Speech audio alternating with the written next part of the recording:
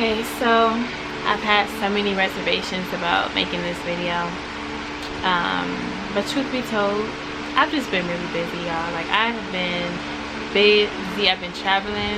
I've been out with the military for almost 3 years, so I've been doing me, living my life. I've been traveling.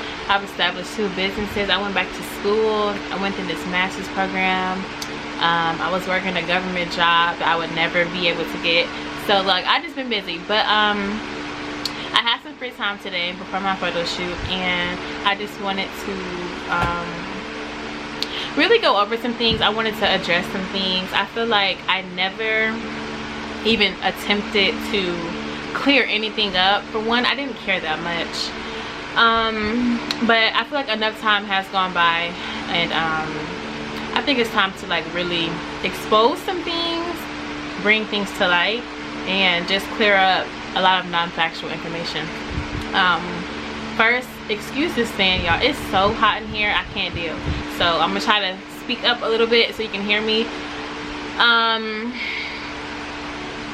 want to start from the beginning, because every part of my journey, starting from the recruiting office, plays a big part into today, who I am today, what happened, why I feel the way I feel, and why things need to be brought to light.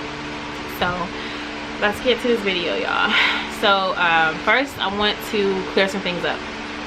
I've been out the Army for a while. At the time of me making my initial video, I was already out. At the time Angry Man made his video, I was out. I've been out. Like, I've been doing me. Like, I promise you, I've been out. So that's one thing. Another thing too, which I'm going to touch on now and later in the video, I never told anyone to fake mental health, because if you go to mental health and tell them like, I can talk to animals, or I'm seeing stuff, they're gonna look at you like you're stupid. But more than likely, they're gonna look at you like you're stupid anyway, because they just don't care. I said it, they don't care about your mental health. And plus, never mind, I'll get into that later. But bottom line, they just don't care. And if you actually watch my video, which I know a lot of people did not, you just took someone's word for it, because if y'all did watch it, the views will add up, and they don't add up. So if you actually watch the video, you will come and see that I said, if you really are experiencing mental health, you can use that as a way to get out, and you should, because you don't want to be someone who gets themselves hurt or someone else because you're experiencing so much up here. You don't want to do that. And if it's not for you, it's just not for you. So I do want to point that out. But let me start from the beginning. So at the time, I was a correction officer when I was thinking about joining. So I did that for a short time, maybe a little over a year. I did it because I was in school. I was getting my bachelor's, and I just wanted some type of experience, so that when I did graduate, I can have some experience, and I won't have to start at the bottom. You know, that's what I was thinking. Like, I'm not gonna have to start at the bottom because I have the experience, and they should at least boost my pay a little bit. But no, it didn't happen like that. So I hated working in the jail. That was just a stepping stone. Like, it was not supposed to be anything long term at all. It was just, look, I'm in school, I need money, and I want some experience, and that's what it did for me. That's all it did. So I couldn't find anything at the time, in the time frame that I wanted when I did graduate. I'm not sure if that's just a law enforcement thing. I mean, of course, I could have been a police officer at the time, or I could have did, it was a lot of things I could have done, but I wasn't interested in that field because I was working in it. I hated it. It was not for me. So anyway, long story short, I had already thought about going to the Army before, years prior, and I was in ROTC in high school and in college. I did enjoy it. So thinking, oh, you know what, I'm gonna just do it. And there's a good amount of people in my family who joined, and I had so many friends who were in as well. So definitely had a good support system, and I had a lot of information about it. So let me fast forward to the recruiting office. I went, and this is when I realized that there's things that I just should not have ignored, you know. And now that I'm looking back on it, it's so mind-blowing to me, because I hear all of this talk from other people who are upset about what I said, and they're always talking about like integrity this, integrity that, accountability this, and I'm like, now that I'm looking back at my experience, I'm just thinking none of your battle buddies have this though. But we're gonna get into that. But so after recruiting office, I had already took the ASFAB like a year before. I took it a year before because I was speaking with another recruiter at the time. I was not done with my bachelor's, and I was still gonna go ahead and do it and just go over the summer, because I was like, I met a lot of people in ROTC that I was in when I was in college, and they were already in. They told me how they did it, and I'm like, well, I can do that too. But I had this fear that if I joined then, I would not finish my degree. I don't know why, but I was like, you know what, let me just finish my degree first. So that's what I did. But I already took the test, and I had scored really, really well. I think my recruiter said I qualified for like 150 jobs, I think. So I did really good. My GT score was, whoop, it was amazing. So the only reason I did not go officer was because I believe you had to have passed the, you needed to pass the PT test before. I'm not saying I couldn't, I just never tried. I have a fear of running, I'm not gonna lie. Running just intimidates me, and I never tried to do it. So I just went ahead and went and enlisted. And plus, the recruiter I was speaking with, she told me, like, she was boosting it up so much, like, oh, just go enlisted, you know, you're gonna have so much more fun and all this. But then my family and my friends was telling me, like, do not go enlisted because you're gonna get treated like shit. The pay sucks, living conditions sucks. Like, they was telling me everything that I should have listened to before. So anyway, I went ahead and I picked my job. I wanted to be 68 Charlie, I believe that's a nurse. And I wanted to do that because I did not want to be in criminal justice anymore. And that's another thing that really attracted me to joining, because I know that you don't have to do what you were doing before. So I went ahead and picked 68 Sierra. That's all they had available. No, that and like 68 Romeo, they had that available at the time. And I didn't even think to ask my recruiter, like, well, let me see what they have within 60 days, not 30, because she only showed me within the next month. And I didn't even know why I didn't catch on to that. So I just went ahead and picked the first thing that they had. It was like a couple slots left. And luckily for me, I knew somebody who knew a 68 Sierra. So I had contacted him right then and there. I'm like, look, I need to speak to this girl like right now. So he contacted her, put us in touch with each other. She told me what they do, and I'm like, oh, too easy, I can do it. So the job is so small. It's one of the smallest jobs to my, so that's what I was told. It's one of the smallest jobs. So they told me it was so easy. Like, it's just, you do what you do, you go home. Like, it's really chill, laid back. So I went ahead and picked that one. And they had a bonus. I declined the bonus. I didn't care for it. I wanted the student loan repayment. That's what I was more so concerned about, because I just got out of school and I had student loans out the ass. So I went ahead and did that. But some things that were red flags to me at the recruiting office was like, it's like my recruiter was telling me to lie about stuff, you know, because I was going to MEPS very soon. And she was like, you can't say this, you have to say this. And I'm like, that's a bold-faced lie though, you know. And I'm just looking back and I'm like, y'all talk about integrity, but there's no integrity when it comes to stuff like this. But they do what they have to do to get you in, pretty much. So, but that's not even that big of a deal. I'm like, all right, whatever. But things that really, really raised an eyebrow to me was when we actually got to MEPS. So, picked my job. I was doing everything I needed to do before I went in. So, fast forward to MEPS the day before we leave, or it's the day of, I forgot, it's one of those two. So I'm in the room with the girls, and of course the guys are with the guys, and I just knew that half of these girls were going to get disqualified because of the weight. I just knew it. They were getting disqualified left and right for every other thing. Some people drugs, some people they were pregnant, some people like medical conditions, rashes, stuff like that. Like, I don't know what it was. Like, even someone got disqualified for eczema. So I'm like, whew, they're this strict. Most of these girls are gonna get disqualified for their weight. So when it came time to where we went to the doctor individually, because we have to be undressed, I just knew that half the girls are gonna come back and say, I can't go, I gotta lose the weight. No. That MEBS doctor intentionally wrote the wrong weight for all these girls. And not just a couple pounds, like 30. There were girls 5'3", you're 180. If I'm 5'7" at 140, that's a problem. That's a problem. So I'm like, okay, I see what's going on here. It's like, do they care that much about the quantity instead of quality? Because I just remember, like, I hear so many people, especially older people, when I was in ROTC in college, they would say, they get on us about, like, the Army isn't like how it used to be. It's not about the numbers anymore. Like, it's about the quality of the people. So I'm thinking that, whew, like, it's gonna be a lot of people being disqualified. But no, that was not the case whatsoever. So that was something that was, I should have paid more attention to it. Like, okay, I see, like, the stuff that goes on here. It's like they kind of just let everyone slide by. But that plays a big role into what we're about to get into. Excuse me. So fast forward, we ship off, going to Fort Sill.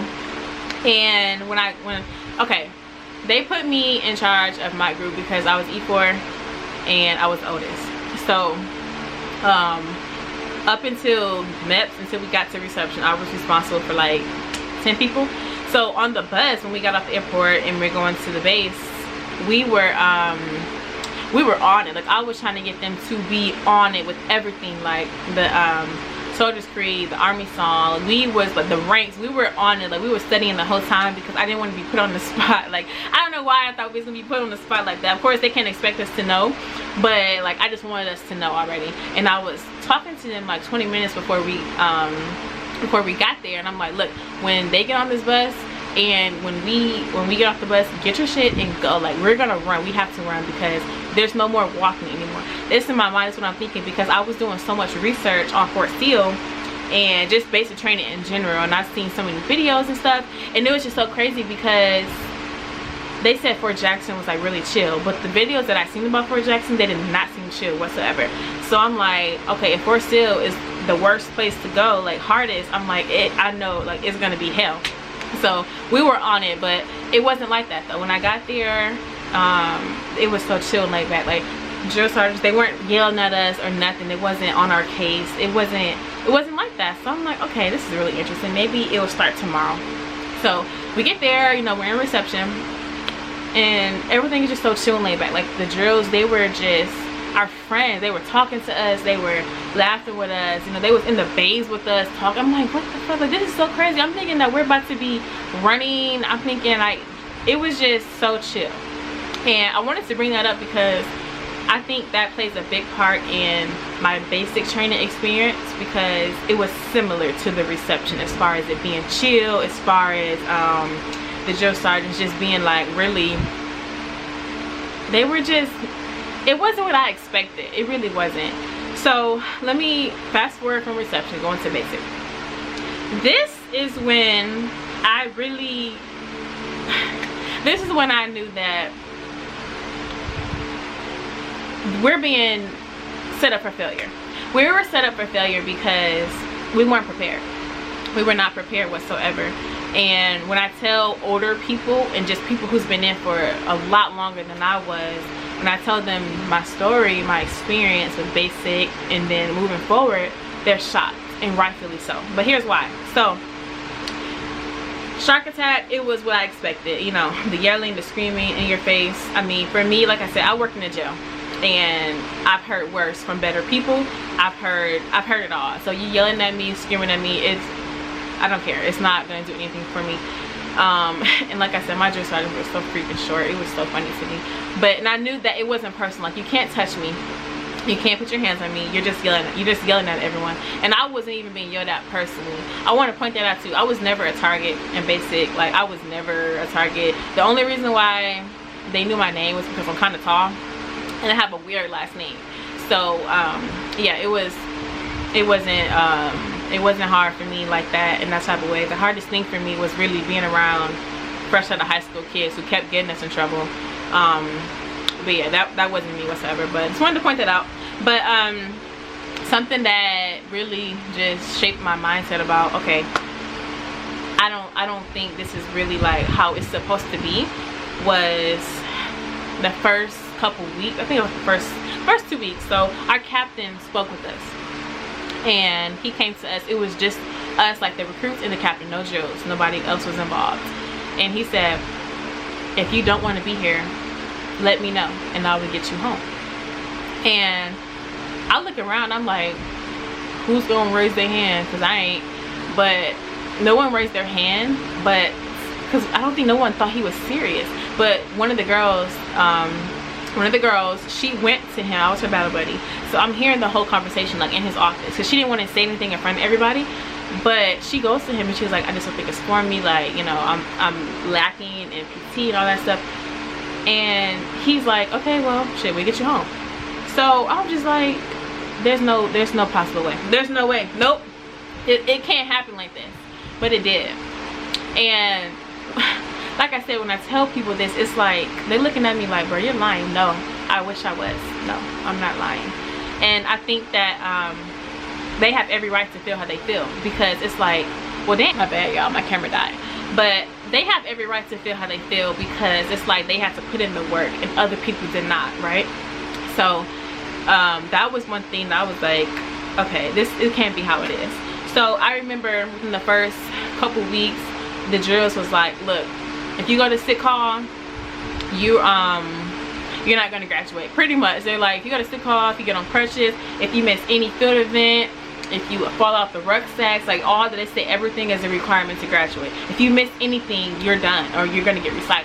Nobody wanted to get recycled, because they keep telling us the quickest way to graduate is to the quickest way to leave is to graduate. So nobody wanted to get recycled or anything. I don't think anyone goes in thinking that I'm just gonna do the bare minimum, or I'm just gonna, like, I want to be here longer. No one, we wanted to get out, right? So we were doing everything that we could. Nobody was going to sick call at first.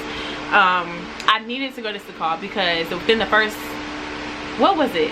I forgot. Like when we first got our rucksacks, pretty much, and we filled them up with all of our equipment, this girl dropped her ruck on my foot. I heard a crack. To this day, I'm still convinced that my foot is fractured. But the whole time, like, I really needed to go to sick call. I should have been on crutches. It was so hard for me to run, and like I said before, I'm already intimidated by running. So it was even worse because my foot was on fire. So running for me for basic, it was just hell. It was hell. But anyway, I was scared to go to sick call because I thought that I was gonna get recycled. I wasn't gonna graduate. It was gonna put me on crutches or whatever, and I didn't want that. So that was it was scary, but here's why it should not have been scary.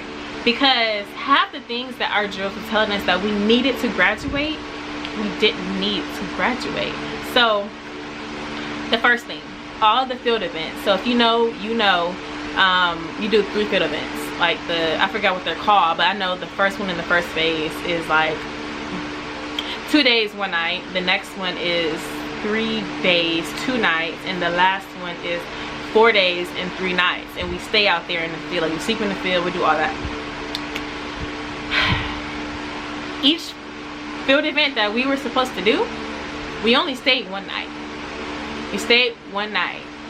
And the other part that shook me was, you know how we're supposed to ruck there? We would ruck there. We get breaks in between, of course, but we will always get transported back. Cause it's blowing me now that I'm thinking about it again, because the basic training experiences that I heard and the stories that I heard from people who are not gonna lie to me, it's like they had hell. Like, they were working there, they were working back, they sit out there for days, they slept. It was just so crazy to me. In my mind, like, that was something that I was worried about, like during basic, from before I went in. Like, we gotta sleep outside, you know, like, of course it's doable. I'm not gonna act like I like it, because I don't. But we didn't even have to do all that, you know. So I'm like, well, damn, like, we're not getting the full experience. So besides that, other things that we were supposed to do to graduate, we never did. So combatives, that we never did combatives. A couple other things we never did, but that's not even the tip of the iceberg. And I'm saying all this because I feel like this is so relevant, and people need to understand that everyone has different experiences. And I know that a lot of older heads and people who's been in a lot longer than me, I understand how frustrating it can be. Like, I truly understand your frustration when it comes to like, oh, you can't just quit the army, or you can't just this. I'm sorry to tell you that a lot of things have changed. And I know, not even trying to me, I know a lot of y'all joined 50 years ago, but a lot of things have changed, and that has nothing to do with me. Y'all have to take that up with Moneybag Joe. Take that up with Sergeant Major Grinston. That has nothing to do with me or anyone else who came in after me. But it gets worse. Just stay tuned. So, besides that, I thought, for what I was told, qualifying with your weapon was a crucial part of basic. And our drills made it clear, if you're not qualified with your weapon, you are going to get recycled. And they made that clear. Like, there was no ifs, ands, or buts, because there were actually people from other batteries who came to ours because they got recycled when it was time to qualify. And I was like, this is dead ass. Like, you have to know what you're doing. So we were all scared, but there was no need to be, because it wasn't a requirement. No. And I qualified with my iron sights, but what's the other one called? Y'all know what I'm talking about, the red sight, I forgot what it's called, but I didn't qualify with that. A lot of other people did not as well. A lot of people never qualified with either the iron sights or the other one. So it was just things like that it's like, so we don't have to do it for real. And I just remember when I didn't qualify with my red dot, I'm gonna just say red dot, I forgot what it's called, y'all, excuse me. But when I didn't qualify with that, I was like, oh my god, I'm gonna get recycled. But I remember the day that we were qualifying, right? And it was the day we were doing the moving targets. And it was raining. No, it was raining, and I think maybe that's why they gave us leeway. But I just remember like so many people telling me before I went in, like, look, they don't care if it's raining, lightning, hail, storm, whatever. You're going to be outside, and you're going to have to still be expected to do what you need to do to pass whatever you need to pass. So in my mind, I'm thinking, oh, it's raining, but we still got to do it. But we didn't have to do it. We didn't have to. And our drill sergeants was out there shooting for us. They were shooting for us to pass. And I'm just like, it can't be this easy. Like, it really cannot be this easy. So the field events, the ruck marches, being transported back, not having to really qualify with our weapons, it's like, damn, it was just given to us. Now, that's not even the tip of the iceberg. The last PT test. Now, I did come in around the time that the ACFT was a thing.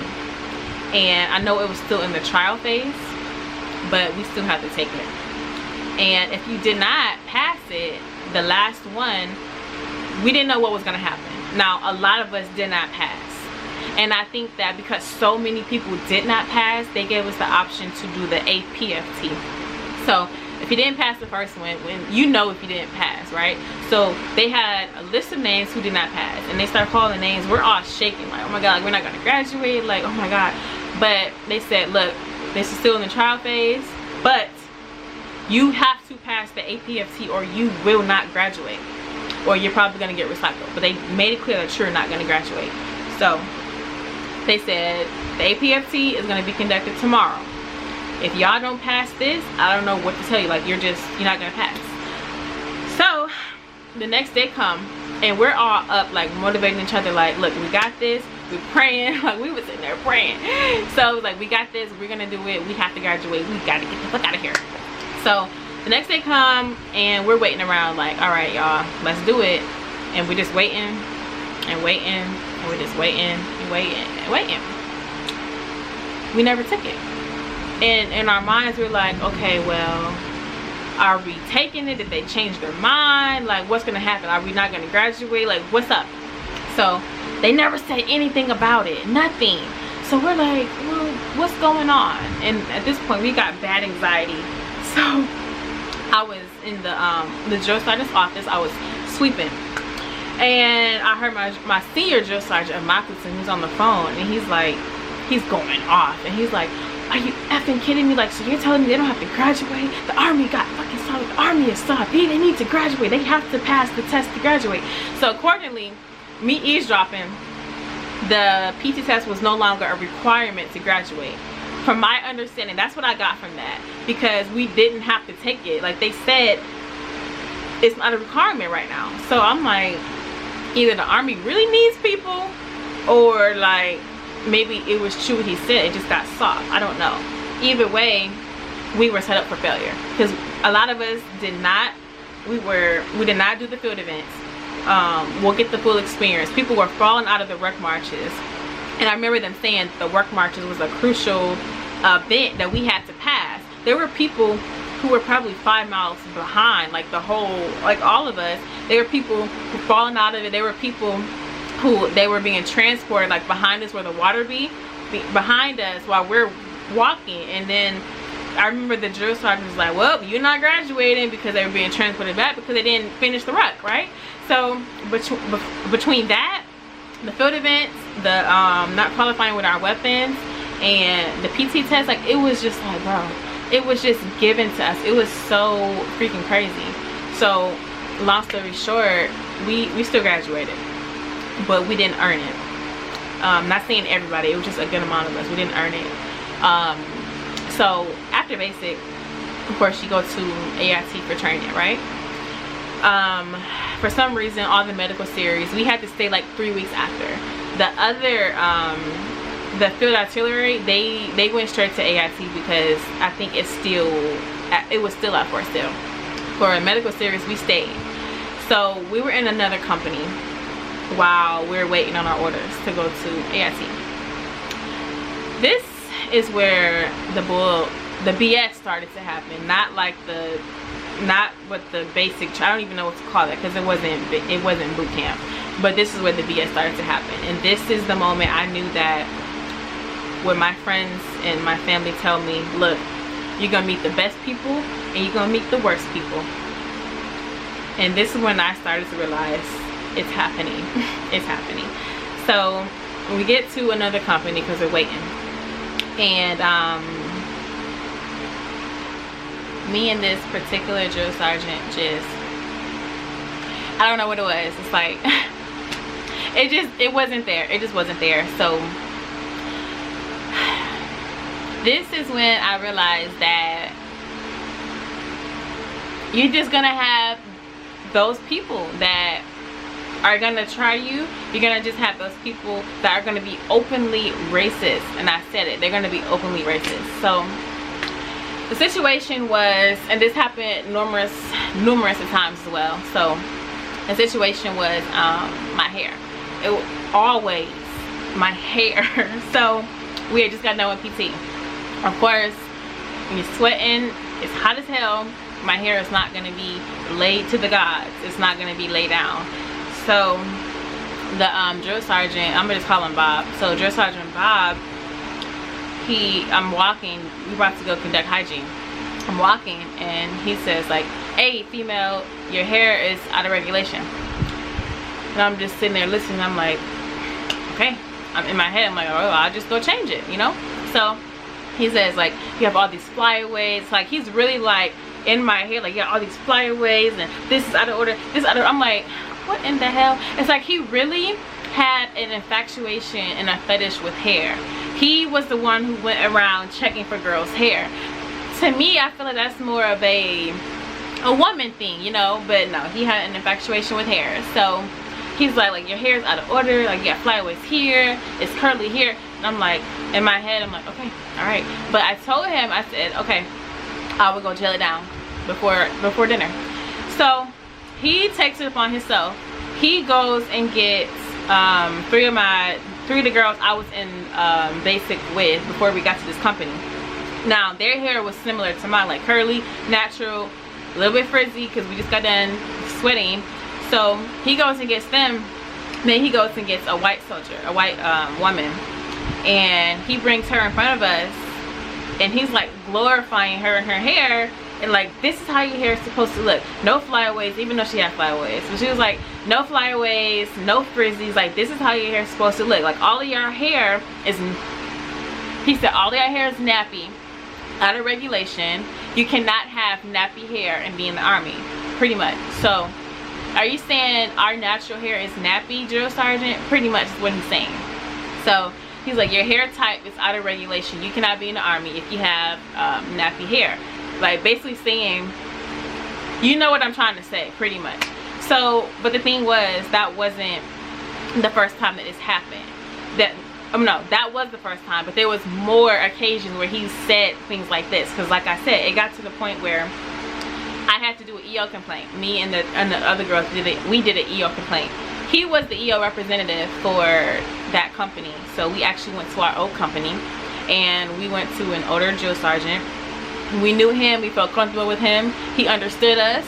And it's crazy because that was one of the first times that we could actually just be us, like how I'm just being me. No YouTube personality, no social media personality, just me. We were able to do that with him. So and he asked me, he was like, do you think your life experiences prepares you for these type of people? And in a way, yes, it did, because I've worked in so many different professions. But my thing is, y'all have all this big talk about how the Army is the best thing ever with the best people and how y'all hold yourself to the highest standard, but y'all don't portray that. And it gets worse. Like, stay tuned because this video is gonna get really spicy. So it got to the point, yeah, we did an EO complaint. The only reason that we did not go through with it full way, we just made the report.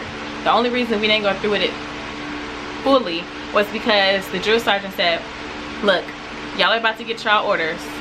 If y'all go through with this, and I'm not telling you not to, but you may have to stay here longer. We said shred it.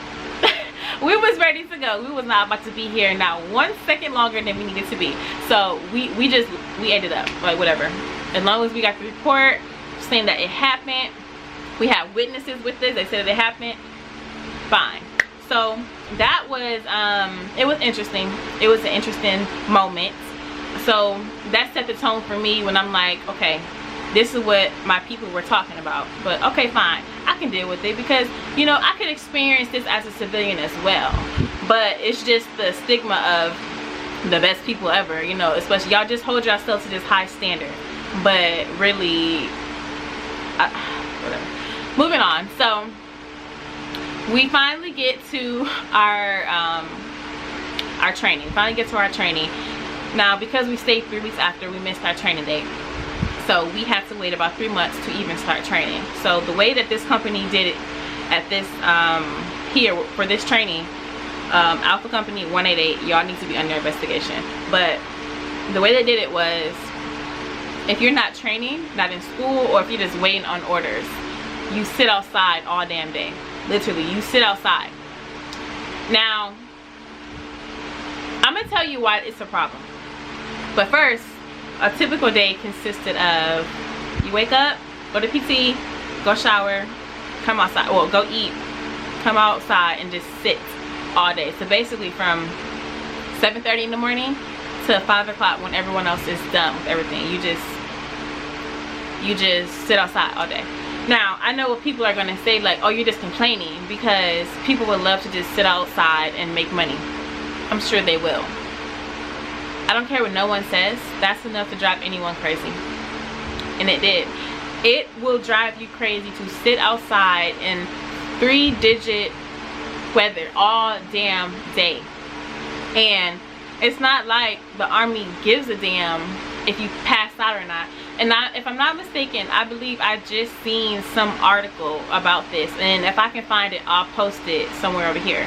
But I just seen an article about this where soldiers at Fort Bragg supposedly are just dying because of the heat and the Army not caring. Like when it's 110 degrees outside, we don't need to be in full gear. We don't need to have these heavy ass socks on and these heavy ass boots on. And putting our blouse up to let our wrist breathe is not going to do much of anything, you know? So that was annoying by itself. But this is where in my mind I'm thinking, do I still want to be here? Do I really want to invest my time that I cannot get back doing something that I don't want to do and being around people who clearly do not give a fuck about me? So let me go over this instance. Because we sat outside all day, there was like a pavilion, like a gazebo type thing, where it's kind of first come first serve. It was too many people, and some of us just, unfortunately, you wasn't gonna get shade. So there were two soldiers, two males, white males, and they were a little late coming to the gazebo. I don't know what the hell they were doing, but they made a comment. They said, damn, like, we're late, where can we sit? And one of the people who was there before us, they said it's kind of a first come first serve type thing. So I don't know if they wanted other people to hear or if they were trying to mumble, but they said, well, all the black people can just sit in the sun because that's what they're used to anyway. Okay, me and my battle, we were sitting there, we heard what he said, we heard what they said, and I looked at her, she looked at me, and it's like, what can you do or say? What can you do or say? Because if it's people like this who are that open, there's a reason why. Because it's allowed and it's enabled. Now, I don't expect you to understand. And when I say you, I mean people who don't look like me, if you catch my drift. I don't expect you to understand. I don't want any type of sympathy, compassion, or anything. Because you would not understand because you don't have to. You don't have to have the same experience, and you won't have the same experience that I have or other people have. And if you're watching this and you know people who can change something, share this video with them. And actually, like, all jokes aside, regardless of how you feel about me, really ask somebody who does not look like you. Ask them what their experience was in the army or wherever branch that you're in. Like, ask them, hey, have you ever experienced any type of racism, discrimination? Have you ever felt like opportunities were taken from you and given to other people when you deserve it? Have you ever felt like you're not being as cared about as other people? Now, unless you live under a rock, you know damn well that 9 times out of 10, these people are going to say yes, they are. Go to social media. There's so many people posting about what goes on behind the scenes. Like, you have to just be oblivious to it if you're gonna act like you don't know, but you know. So I wanted to just point that out. But that was just one instance dealing with those two soldiers. There was another instance where they said something else, and me and my battle, we were going, I think she had an appointment, and I was walking with her. We were walking through the grass because there were so many people around, we had to walk through the grass. So these the two soldiers, they said, look at these two idiots. So I had looked up, was like, I hope they ain't talking about me. But I looked up, and one of them looked at me, and he sees me see him. So he laughed, and then he looked at them and said, yeah, these two idiots, they're walking through the grass. And then the other one was like, well, yeah, that's what they're used to, picking cotton and look. That's how he laughed, for real. And I was like, I looked at her, she didn't hear it though. I was like, girl, it's always gonna be those two. Pretty much, it's always gonna be those people who are gonna say stuff, period. It's always gonna be those. So, but that wasn't enough for me to just be like, I'm throwing in the towel, I don't want to be a part of this anymore. No, that wasn't even enough. This is not even the tip of the iceberg. So my battle that I was with, I'm gonna call her Sarah. Sarah had enough going on. She was there for a very, very long time. So, but we clicked, you know, we related to each other a lot, being in and also our life prior to joining. And I felt like we just related to each other a lot. So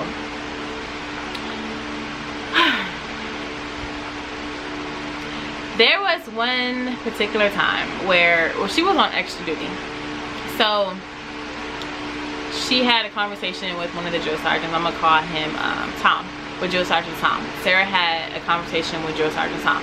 Drill Sergeant Tom did not know that I was around the corner. I was just reading, minding my damn business. I guess they had a semi-argument. He comes out of the office. He didn't know that I was there because I was kind of like behind the locker trying to duck off in the cut. And he calls her a black bitch. So I don't know if he knew that I was there. I don't know, but regardless, you said it. Even if you didn't mean for anyone to hear it, you said it. This is how you feel. So my thing is, you can't sit here and try to hold other people to a certain standard and talk about integrity and talk about all these things of what people of the army is and boost the army up so much, but then you have people like this, and this is who y'all glorify. You know, it doesn't add up. The math is not mathing. So, but the crazy part was, when I told her about this, she already told me this has happened before. And I'm just like, just how the other two soldiers said what they said, it's because it's enabled. That's the only reason why it's enabled. It's not like you join and then you're protected by all these people around you. No. And no, I'm not saying that all of them are like this. I'm not saying that, no. But the thing is, you do have those people. But my problem is, it's accepted too much. It's accepted and nothing happens.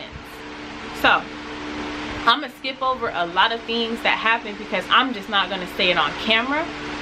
But moving forward, I was going to behavior health. I had a lot going on. I had lost someone in my family. Dealing with what I was dealing with my hair always being a problem. I'm gonna talk about that momentarily. And then my health was going down, and I think a lot of it just has to do with stress, heat. I'm not from the South, okay? So me being in Texas in that 3-digit degree weather with this heavy ass uniform on, I used to get really bad headaches. My headaches would be to the point where I could not even walk. Like, I'm sitting here dizzy, and it was not dehydrated. I was going through 2 gallons a day. So, but it was, I think that's what it was. So I started going to sick call, and I feel like I was punished for taking care of my body. And it's like, they tell you, make sure you take care of your body. If something's wrong, say something. Then when you do, it's an issue. So it's like you're looked at as weak because you want to take care of your body. So I went to sick call because one day I just had the most terrible headache of my life, and I couldn't, like, when I moved, it was like, oh, it was just terrible. So I forgot exactly what they diagnosed me with. I don't know, I forgot. But they put me on quarters, and I think for like 4 days, just to rest and see if me being able to rest, not being outside in the heat, had something to do with it. And it definitely did, because when I was in my room, I was able to rest, I was able to rejuvenate. I was feeling a lot better. But that definitely created some problems, because when I'm in my room and other people are outside, I definitely understand. Miraculously so, I would be like, damn, bro, like, we out here, she's in there. I understand it, you know. But it definitely created a lot of tension. And the drills, they felt some type of way about it, for damn sure. So let me fast forward to my hair, dealing with being an AIT. There was this one particular drill sergeant where she just got on me about my hair. It never failed. Now, my drill sergeant, because we were assigned under drill sergeants, my drill sergeant told me my hair was fine. Every other drill sergeant in the company told me my hair was fine. But this particular one, she always made it an issue. Now, I'm not saying that this is why I didn't want to be in, but it definitely contributed, because it's like, bro, at this point, you're just harassing me. You're just being a wench. At this point, you're just being idiotic for no reason. Like, my camera keep dying, y'all, my bad. But yeah, so I'm like, at this point, you're just harassing me. So this one particular time, she says, your hair is out of regulation. I'm gonna say what she said. She's like, Alexis, your hair is out of regulation. I'm only saying my first name because I'm not saying my last name. So she's like, Alexis, your hair is out of regulation. And I'm like, but it's not though. It's not out of regulation. We've gone through this plenty of times. So she calls my hair nappy once again. And she says my hair type is out of regulation. My hair type, not my hair type. There's a difference. So she says, she tried to put me on the spot, and she's like, show me why your hair is not out of regulation. So first I said, well, my drill sergeant said my hair was in regulation, and every other drill sergeant in this company said my hair was in regulation. According to Army Regulation 670-1 Section 2, because she thought I didn't know what I was talking about, my hair is in regulation, right? So she says, well, I just don't like it. And I'm thinking, well, that's just personal. I don't care. It's in regulation. I don't care if you don't like it. I don't like your hair. I don't like anything about you, to be honest. But anyway, so it's like little stuff like that really just, it just makes you be like, bro, what's the point? Are we not grown here? This is a big, like, the Army to me, if I look back, if I could describe it, it's a big ass high school. It's a big ass high school. That's how I could describe it. And that's what it felt like. It's like, just be grown. Why are you messing with people for no reason? Why? You know, it's just, it's retarded to me, and I hated it. But that's not the tip of the iceberg. That was not it at all. I'm not gonna mention what happened, but I'm gonna mention what happened when I said something about it. Now, I went to my senior drill sergeant because this happened to this person. I went to them and I reported it. I said, this happened at this time, this date, these are the people involved. The senior drill sergeant said, that's just what happens here, deal with it. Look, this is why people don't want to be in. This is exactly why. Because I really, matter of fact, I don't want to understand. I don't even want to understand this. The fact that so many people contact me, and other people who's commented their feelings and their emotions and their state of depression under my initial video, when they say stuff like, why join if you're just gonna quit? That's the dumbest question I've ever heard in my life. Because clearly, if people knew what they would go through, they would not join. If people knew they would be harassed, if people knew they would be killed, murdered, if people knew that they would be depressed, they would not join. How about we start holding people accountable who lie, the recruiters, the MEPS doctors who writes the wrong weight? How about we start holding people accountable? And how about you start actually doing some real background investigation? Like, instead of just letting everyone come in, stop telling recruiters to lie. Start doing real mental health evaluations. Like, actually dig into somebody's future. I'm sorry, dig into the people's past who wants to join, because you just allowing everyone to go with these minimal qualifications or disqualifiers. It's not enough. Like, you need to know about this person. So, like I said, if you know somebody who can make a difference and can change this, send them this video, because this needs to be talked about. Something needs to be addressed, because there's a real problem that's bigger than me, and it's bigger than, it's a big problem. Look, people want to get out for a reason. I'm not even gonna mention every single thing that happened with my experience, but there's a reason why people want to get out. And I think that it's overlooked way too much, and it definitely creates problems down the line. And I think that especially with everything that I have experienced in this past year after Angry Man made his video, all y'all have done is expose yourself. Because the comments, the racial comments, the death threats, the people trying to find out my personal information, like, just really weirdos. If I really wanted to expose the Army, I could have did that a year ago. Because the stuff that I have in my phone right now will end a lot of y'all careers, especially the idiots who have pictures of themselves in uniform with their name, their rank, and everything. Like, it's retarded. It's really ridiculous. But unlike y'all, I don't care that much. I'm not obsessed with people that I don't know. Like, y'all have been obsessed with me for the past year, and look, whatever floats your boat, I'm not worried about y'all. Y'all the ones who's obsessed with me for whatever reason. And I really would like people to understand the big picture here.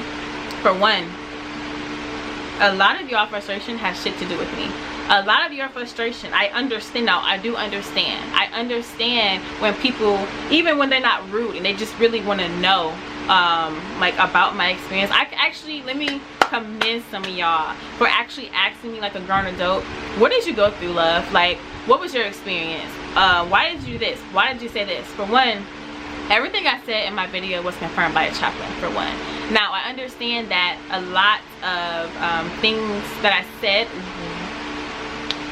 how can I say this? A lot of things that I said is new. It's new to y'all. Because I'm pretty sure no one would ever think that my captain came to us in basic and said, who wants to go home? That's unheard of. Stuff like that, you don't hear about things like that. I understand that and I get it, but that has nothing to do with me. You need to take that up with Moneybag Joe. Take that up with your boss or Sergeant Major of the Army. That has nothing to do with me. So when people ask me this, I'm like, look, this happened. And they're shocked and they're like, there's no possible way. There is a possible way because it happened. And now let me go back to this. I understand your frustration. I understand that you went through hell. But because I did not have to, and the people that was in, like, who did the training with me, we didn't have to. You can't fault us for that. That's something that you need to take up with the Army. That's nothing to do with us.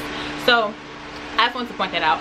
But bottom line, like I said, there's a bigger problem here, and I think that a lot of things need to be changed for damn sure. And I'm saying this and I'm not even in. I've been out for years, but I wanted to talk about the things that I experienced, and I'm not even going to mention every single thing, but hopefully it changes a lot going forward, and people can start to understand that I'm not even talking about myself. Other people who came in after, even when I was in AIT, and people telling me about their experience, and I just be like, girl, what? Like the stuff that they didn't have to do either, and how they have these new stress cards and stuff, to where I believe you can't get yelled at or something, like if you're under too much stress. It's like stuff like that is unheard of, you know. And I understand your frustration, but your frustration is directed at the wrong person. So let me get back to the video. But at the time I was being seen by mental health. I had a lot going on. Like I said, someone in my family passed. I was stressed out. My health, it was a lot going on. The racism, the harassment, it was just a lot, and I just wanted to speak with somebody to actually cope with it, because I wanted to push through. Like I wanted to be there. Now I was very discouraged that, you know, we were set back so many times from our class date being canceled, or we missing our class date. I think it was canceled once and then pushed back again. So it was like, it was a lot to deal with. And then, like I said, being outside all damn day, that's enough to make you go crazy. And especially when I tell older people this too, like older people that I was working with my government job that I would never be able to get. But when I was telling them this, because there's a lot of veterans there, and they said, hey, like, I understand, I was overseas, I never seen combat, but we sat there and did nothing all day. And now it made me depressed. Like, they got depressed, well, not got depressed, but they felt depressed at that moment, just telling me and just like experiencing that again, you know. It's like, that's enough to drive anyone crazy. I don't care what no one says, it is enough to drive you crazy. So okay, let me start summing this up. This is getting a little long, but I never told anyone to fake mental health, for one. And the people who's contacted me, which a lot of people have, no one has received a dishonorable. No one felt like they were heard when they went to actually speak to mental health.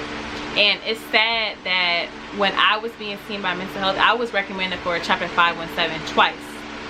It's sad that people that I met while I was doing the group sessions and everything, and actually one of my battle buddies from basic told me, she's a white soldier, she told me, like, you have to fake it.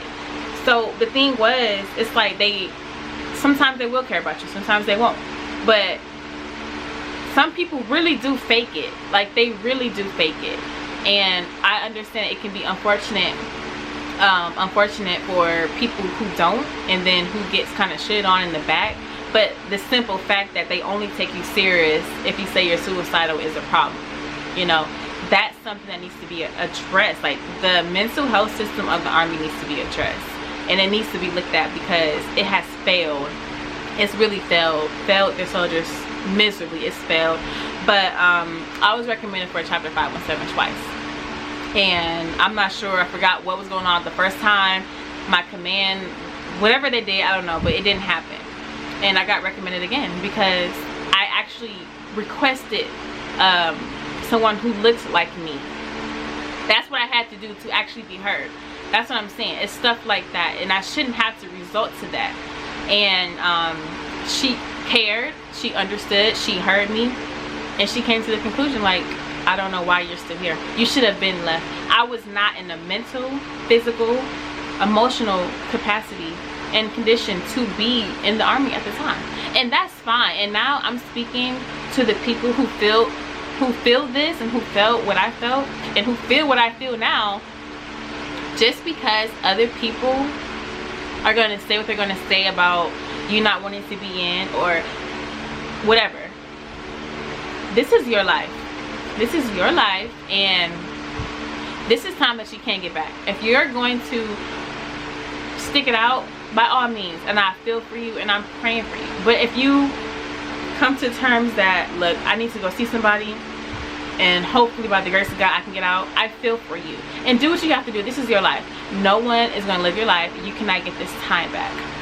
And people who are going to ridicule you for quitting, by all means, because at the end of the day, you're doing what you need to be doing, and you don't want to be that type of person that gets yourself hurt or someone else later down the line. It's not worth it. You know, like, why would you want somebody in who has that mindset that they can't do it or they're not ready for it? Like, you don't want people in like that anyway. So don't try to keep them in or try to make them feel bad for the Army just not being for them, because it's not for everybody. For damn sure it's not for everybody.